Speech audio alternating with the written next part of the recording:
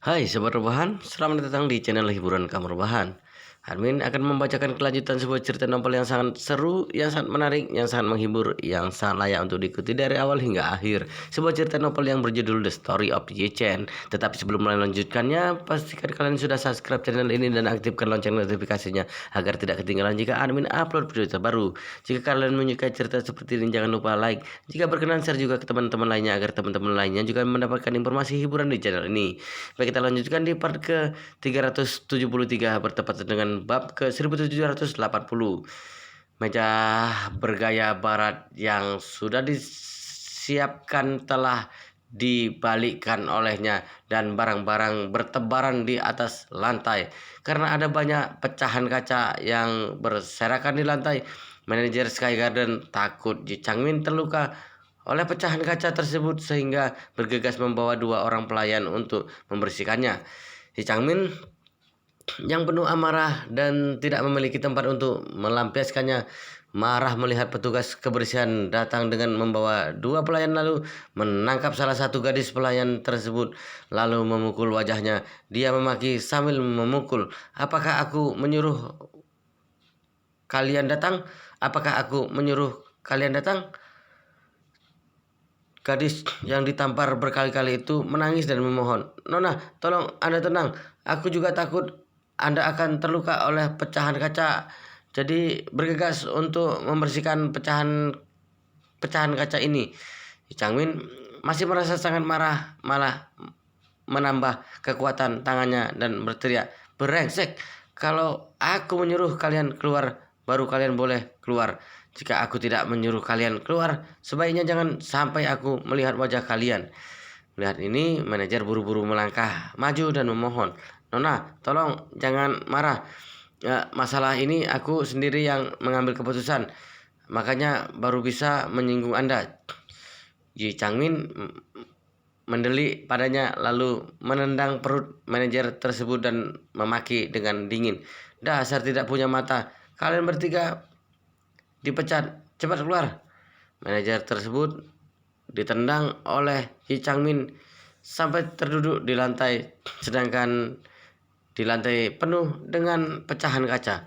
Jadi dia langsung merasakan beberapa pecahan kaca menembus dagingnya. Namun saat ini dia sama sekali tidak mempedulikan rasa sakit menusuk yang disebabkan oleh pecahan kaca. Dia memegang perutnya dengan wajah pucat dan berkata dengan kesakitan, "Perutku sangat sakit.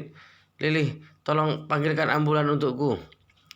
Lily adalah pelayan yang lain. Dia tidak dipukuli oleh Yi Changmin karena dia berdiri agak jauh dari Yi Changmin. Begitu dia melihat manajer memegang perutnya dengan wajahnya kesakitan, dia segera bertanya dengan khawatir, "Kak Nan, apakah kamu baik-baik saja? Kamu tunggu sebentar, aku akan menelpon 120."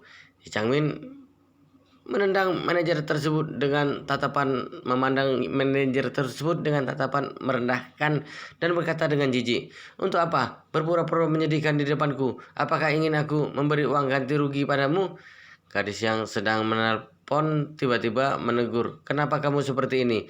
Kak Nan sedang hamil 3 bulan. Kamu malah menendang perutnya. Jika terjadi sesuatu pada anak di perutnya, uang sebanyak apapun tidak bisa menyelesaikan masalah." Lee Changmin berwajah cemberut dan berkata dengan dingin, "Memangnya kamu siapa berani berbicara padaku dengan sikap seperti ini?"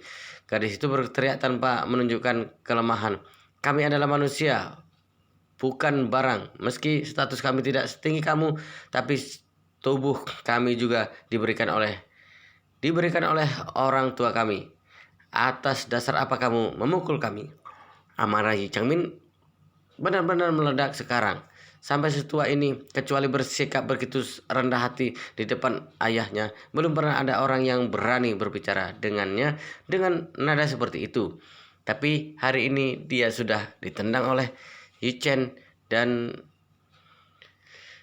beberapa pelayan ini. Tentu saja dia merasa sangat kesal. Pada saat ini dia benar-benar mengabaikan fakta kalau manajer tersebut sedang hamil, lalu langsung melangkah maju merebut ponsel dari gadis yang sedang melawannya dan sedang menunggu sambungan telepon dari 120 kemudian langsung melemparkannya ke lantai dengan sekuat tenaga sampai ponsel tersebut pecah berkeping-keping. Kemudian Ji Changmin langsung mengangkat tangannya dan memukul wajah gadis tersebut dengan sekuat tenaga. Sambil mengetakkan gigi dan mengutuk, diberi muka tidak mau malah berani berteriak padaku di sini. Apakah kamu ingin mati? Saat Ji Changmin sedang berbicara, Chen Ye-kai baru bisa melangkah masuk dan ketika melihat hal ini, dia bergegas melangkah maju dan bertanya, "Nona, Anda kenapa?" Ji Changmin segera berkata dengan dingin melihat kedatangan Chen Ye-kai. "Bagus, kedatanganmu tepat sekali. Aku tanya padamu, bagaimana kamu biasanya mengelola sekelompok orang ini? Mereka bahkan berani menentangku. Apakah mereka ingin memberontak?" Ketika Chen Ye-kai melihat ketiga karyawannya dipukuli, dia tahu Ji Changmin pasti sedang melampiaskan kemarahannya terhadap Yi Chen pada mereka. Jadi dia segera berkata dengan hormat, "Nona, Anda jangan khawatir, aku pasti akan membereskan orang-orang tidak tahu diri ini. Anda tolong jangan marah sampai merusak kesehatan badan Anda sendiri. Bagaimana kalau aku menyuruh seseorang mengantar Anda kembali ke kamar untuk beristirahat dulu?" Yi Changmin juga marah sampai tercekat. Dia menatap Chen Ye-kai dan berkata dengan dingin, "Usir ketiga wanita murahan ini." Setelah itu dia menampar wajah Lily lagi, baru pergi sambil berjalan dengan angkuh. Begitu Yi Changmin pergi, Chen Ye-kai buru-buru bertanya pada tiga karyawan tersebut, "Apa yang terjadi barusan?" Lily berkata sambil terisak, "Presiden Chen, Nona besar marah dan membalikkan meja. Kak Nan membawa kami untuk membersihkan pecahan kaca di lantai, tetapi Nona besar tiba-tiba memukul kami dan menendang perut Kak Nan padahal Kak Nan sedang hamil. Aku ingin menelpon memanggil ambulan, tapi Nona besar malah menghancurkan ponselku." Kak Nan sedang duduk di lantai dengan wajah kesakitan berkata, "Presiden Chen, masalah ini salahku. Anda tolong jangan mengusir mereka berdua. Jika perusahaan ini ingin menghukum, tolong hukum aku saja." Chen Ye-kai menghela nafas dan berkata, "Ini salahku yang tidak melindungi kalian semua. Aku akan segera mengatur seseorang untuk membawamu ke rumah sakit. Selain itu aku akan memberi kalian setidaknya 1 bulan liburan dan selain itu masing-masing akan diberi kompensasi 20.000 yuan." Setelah berbicara, Chen Ye-kai melihat manajer yang terduduk di lantai dan berkata dengan serius, "Kanan, aku akan menghubungi dokter kandungan terbaik di Jinling untuk membantumu mempertahankan janinmu dan memastikan anakmu baik-baik saja. Jika anakmu bisa dipertahankan, aku akan memberi 200.000 lagi untuk perawatan janinmu. Jika tidak bisa dipertahankan, aku akan memberimu kompensasi 500.000 dan memberimu liburan 1 tahun. Kamu istirahatlah baik-baik di rumah untuk memulihkan kesehatan dan mempersiapkan kehamilan lagi." Ketika Chen Ye-kai berkata demikian, semua orang segera menarik nafas lega. Mereka khawatir Chen Ye-kai akan menuruti permintaan Yi Changmin dan menghukum mereka dengan berat.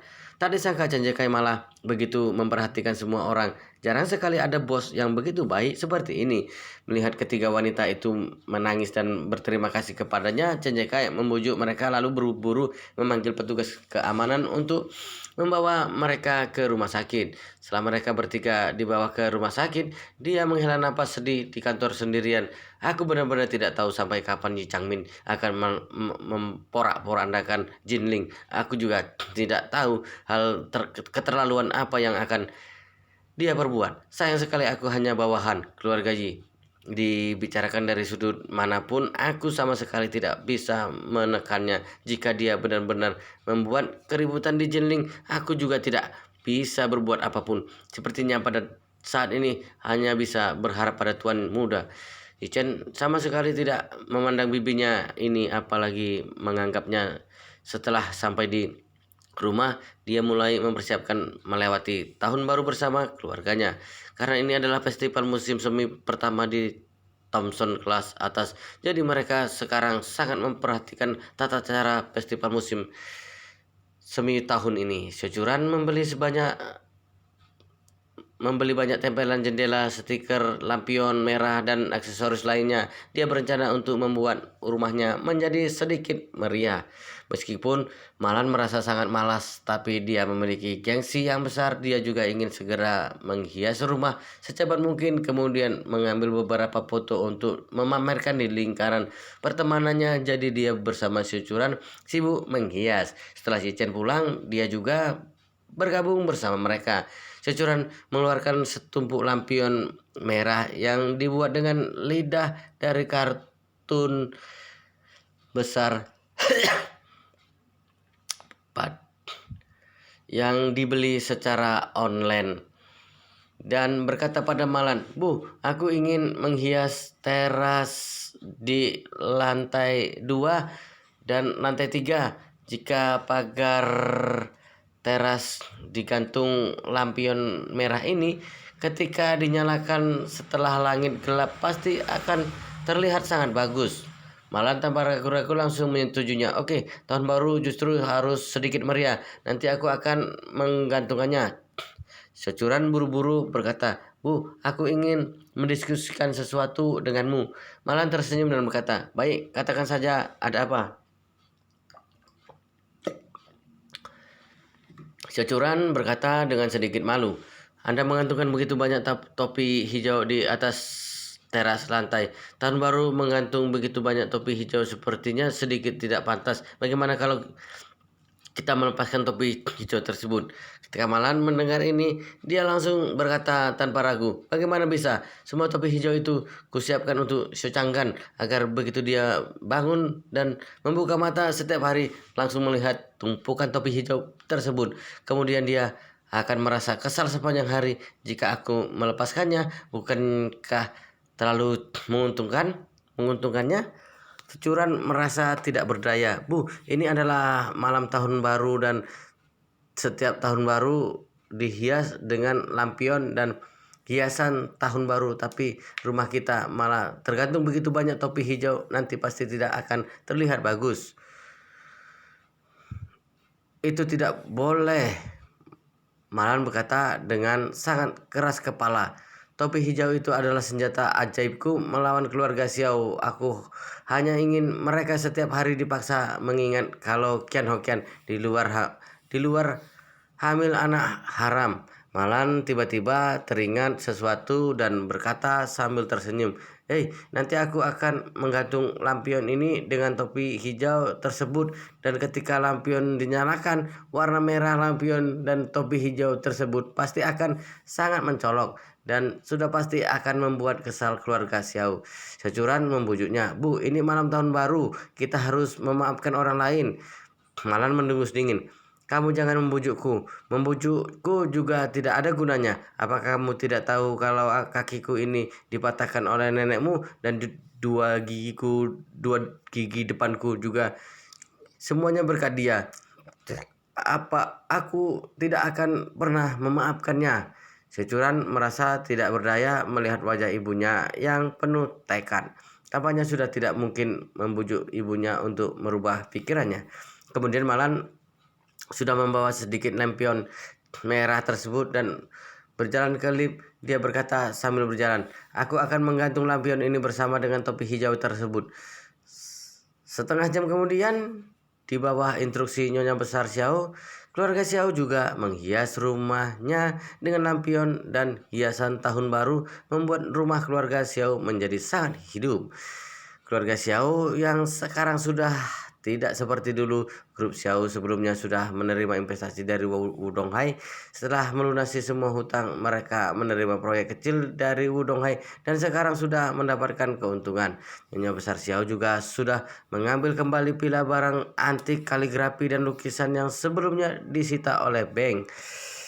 Karena Wudong Hai berjanji untuk meminjamkan pila mewah Thomson kelas atas kepadanya, keluarga mereka selama 10 tahun, Nyonya Besar Xiao langsung menyewakan villa lama mereka agar bisa mendapatkan uang sewa.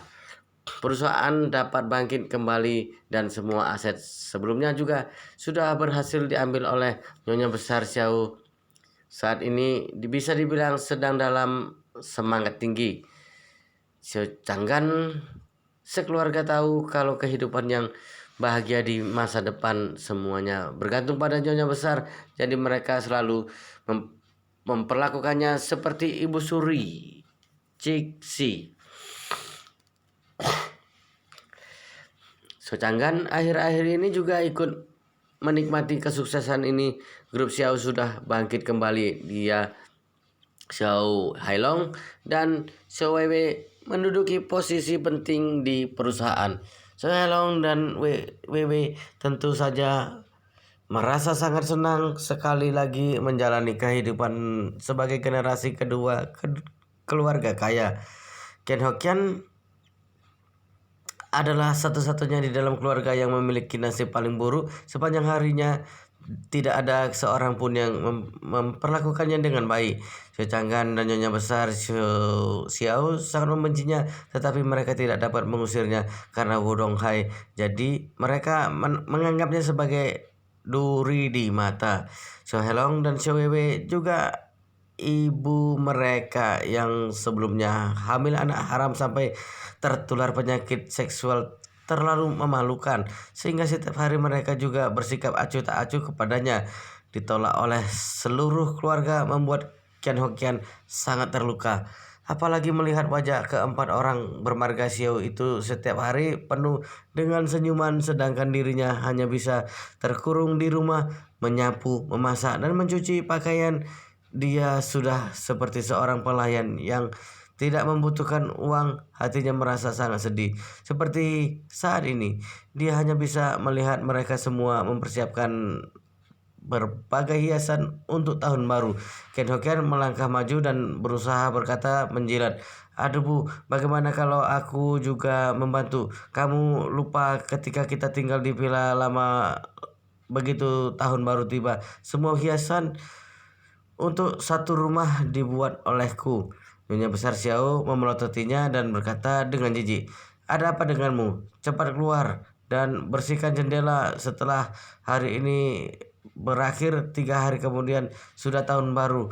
Kamu harus membersihkan semua jendela, pilah sampai bersih dan tidak ada debu sedikit pun. Ken Hokian merasa tidak berdaya begitu mendengar Nyonya Besar menyuruh dirinya untuk membersihkan semua jendela di villa.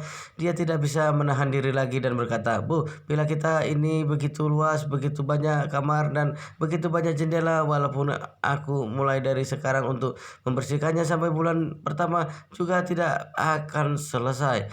Nyonya Besar Xiao mencibir dan berkata, kamu masih ingin mengulur sampai bulan pertama? Aku katakan padamu, jika kamu belum membersihkan semua jendela di seluruh villa sebelum malam tahun baru, aku akan mengusirmu ke halaman untuk makan malam tahun baru di sana. Ken Hokian langsung murka mendengar ini. Jika bukan karena Xiao Changgan, Xiao Helong, dan Xiao Weiwei masih di sini, dia rasanya ingin menyerang dan menendang Nyonya Besar sampai terjatuh ke lantai dengan satu kaki, kemudian menduduki badannya dan menghantam wajah tuanya. Sayang sekali dirinya sama sekali tidak memiliki kesempatan ini. Ken Hokian sangat tidak berdaya, meskipun di hatinya memiliki begitu banyak ketidakpuasan, dia hanya bisa menelannya bulat-bulat dan berkata dengan jengkel, baik Bu, aku sudah tahu, aku akan berusaha sekuat tenaga untuk membersihkannya. Nyonya Besar Xiao mendengus dingin. Untuk kamu tahu diri, kamu adalah seorang wanita yang sudah merusak reputasi keluarga. Jika tidak jujur dan patuh, bahkan Wudong Hai juga tidak akan bisa menyelamatkanmu.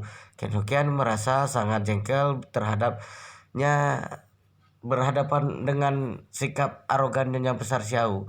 Tapi pada saat ini dia tidak berani mengatakan satupun kalimat bantahan. Dia hanya bisa menganggukkan kepala dan berkata dengan penuh rasa malu, apa yang ibu katakan benar, aku pasti akan patuh pada Anda. Secanggan pada saat ini berkata, Bu, aku akan ke atas untuk menggantung beberapa hiasan.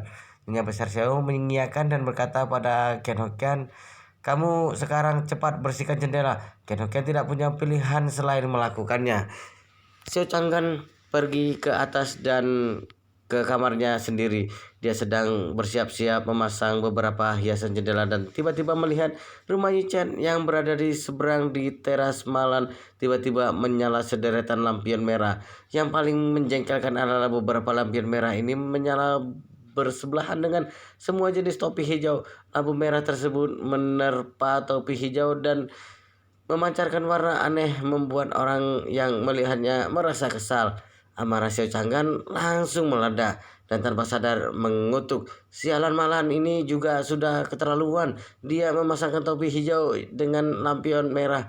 Bukankah ini sama dengan pepatah warna merah dipadukan dengan hijau adalah kotoran?" Dia benar-benar sudah membuatku marah. Secanggan merasa tidak nyaman begitu memikirkan Malan tidak membiarkan dirinya memiliki ketenangan untuk melewati tahun baru. Dia menggetakkan giginya dan turun ke bawah. Dia berkata kepada Su Halong yang sedang menempel hiasan di jendela ruang tamu, "Halong, kamu ikut denganku. Ayo kita pergi cari malahan sialan itu." Yang besar Xiao mengerutkan kening dan bertanya, "Untuk apa kamu mencari malahan sekarang?" Jangan mengutuk dengan marah. Bu, Malan benar-benar sudah terlalu menghina. Tidak masalah dia menggantung begitu banyak topi hijau di balkon. Beberapa lama pun tidak masalah. Tapi sekarang dia menggantung lampion merah di samping setiap topi hijau. Ini adalah malam tahun baru dan dia ingin membuatku mati karena kesal. Aku harus mencarinya untuk menyelesaikan hal ini. Nyonya besar Xiao menghardiknya, "Berhenti, kalian ingin mencari Malan untuk menyelesaikan masalah ini. Apakah kalian berdua bisa mengalahkan Yichen? Apakah kalian berdua ingin menghabiskan tahun baru di rumah sakit?" Xiao Changgan yang barusan masih terlihat garang tiba-tiba kehilangan emosinya. Kekuatan Yichen sangat tidak normal. Jika dia ada di rumah lalu dirinya dan putranya pergi ke sana, bukannya sama saja mencari mati. Memikirkan hal ini membuatnya menggetakkan gigi dan berkata, "Bu, aku bisa tidak mencari masalah dengannya hari ini, tapi bagaimanapun juga tidak bisa membiarkan Malan menggantung topi hijau itu selama tahun baru." Nyonya besar Xiao mencemooh, "Jika dia suka menggantungkannya, biarkan saja dia menggantungkannya. Apa gunanya kehormatan bagi keluarga kita? Uang adalah hal yang paling nyata." Secangan berkata dengan penuh marah, "Tapi aku tidak bisa terus mentolerir si brengsek Malan, kan? Kapan wanita sialan ini akan berhenti?" Soelong berkata dengan wajah hitam, "Ayah, bukankah kamu selalu mengatakan ini mencari kesempatan untuk membuat Malan terlibat dalam masalah? Menurutku kita harus melakukannya sesegera mungkin. Yang terbaik adalah membuatnya terlibat dalam masalah sebelum tahun baru, agar Dijan sekeluarga melewati tahun baru yang buruk. Dengan demikian kita juga bisa memberi penjelasan kepada Presiden Wu. Jika kita masih tidak melakukan tindakan terhadap mereka, Presiden Wu akan segera kehilangan kesabaran terhadap kita." Ekspresi Su Changgan menegang lalu dia berkata, "Betul, Malan, wanita siaran ini seperti memiliki plester di kakinya. Sepanjang hari berada di dalam rumah dan tidak keluar. Ingin mengerjainya pun tidak ada kesempatan. Tapi aku lihat dia sekarang sudah melepas plester tersebut. 2 hari ini juga harus mempersiapkan tahun baru. Menurutku Malan pasti akan keluar dari rumah. Bagaimana kalau mencari kesempatan untuk membuatnya terlibat dalam masalah kejam dan memberinya pelajaran?" Kemudian dia menatap Nyonya besar Xiao lagi dan bertanya, "Bu, bagaimana menurutmu?" Nyonya besar Xiao merenung sejenak lalu mengangguk. "Kita benar-benar harus memberi pelajaran pada Malan. Setidaknya kita harus membuat masalah bagi keluarga Chen. Jika tidak, Wudong-hai takutnya tidak akan merasa senang." Kemudian Nyonya besar Xiao teringat sesuatu dan berkata dengan penuh semangat, "Besok Wudong-hai akan datang ke Jinling untuk memeriksa beberapa proyek. Sepertinya dia akan bermalam di Jinling." Ketika Changgan mendengar ini, dia dengan cepat menjawab, "Bu, bukankah ini kesempatan yang baik untuk membalas kebaikan Presiden Wu. Mengapa Presiden Wu membiarkan kita tinggal di villa ini dan bahkan berinvestasi di grup Xiao? Bukankah untuk membuat jijik keluarga Jichen? Jika kita sudah mengambil uang tapi tidak melakukan apapun, bagaimana jika suatu hari Presiden Wu menyalahkan kita? Bukankah kita yang akan tertimpa sial? Yang besar Xiao mengiyakan lalu berkata, baiklah Chang'an, masalah ini kuserahkan padamu. Kamu cari caranya. Aku hanya ada satu permintaan. Kamu harus tahu batasannya dan jangan sampai terjadi korban jiwa. Kalau tidak, Wu Donghai juga tidak akan bisa melindungi kita. Si Chang'an mengangguk dan mencibir. Jangan khawatir Bu, aku sudah merencanakan sejak lama. Aku akan mengikat Malan dan mengambil beberapa fotonya yang tidak senonoh. Yang terbaik adalah mencari seorang untuk membuatnya hamil dan membuat mereka sekeluarga merasa malu. Nyonya besar Xiao mengerutkan kening dan berkata, Chang'an, aku tidak keberatan kamu mencari orang untuk melakukannya, tapi jangan kamu yang melakukannya. Su Chang'an mengangguk dan berkata, Bu, jangan khawatir, aku memiliki perhitungan sendiri. Sohelong yang berada di samping buru-buru bertanya, Ayah, apakah kamu berencana untuk bertindak besok? Iya, Su Chang'an menyeringai dan berkata, besok kita culik dia, kemudian memberi petunjuknya pada Presiden Wu saat malam tiba. Sohelong berkata dengan tergesa-gesa, Ayah, aku dulu kenal dengan beberapa teman yang cukup bisa diandalkan. Aku bisa meminta bantuan mereka.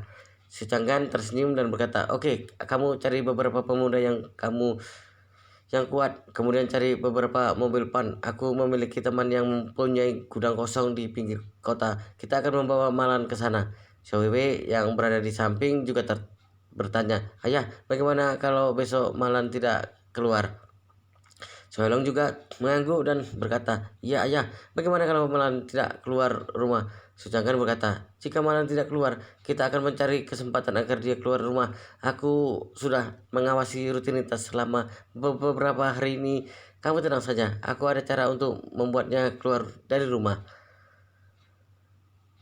Wow, luar biasa sekali guys, ceritanya sangat seru, sangat menarik, sangat menghibur, sangat membuat kita penasaran jika tidak mengetahui cerita kelanjutannya. Tetapi sepertinya di part ini, di video ini sampai di sini dulu, dan kita akan lanjutkan di part berikutnya di video selanjutnya. Pastikan kalian sudah subscribe channel ini dan aktifkan lonceng notifikasinya agar tidak ketinggalan jika admin upload video terbaru. Jika kalian menyukai cerita seperti ini, jangan lupa like, jika berkenan share juga ke teman lainnya agar teman-teman lainnya juga mendapatkan informasi dan hiburan di channel ini. Baik, kita lanjutkan di part berikutnya di video selanjutnya.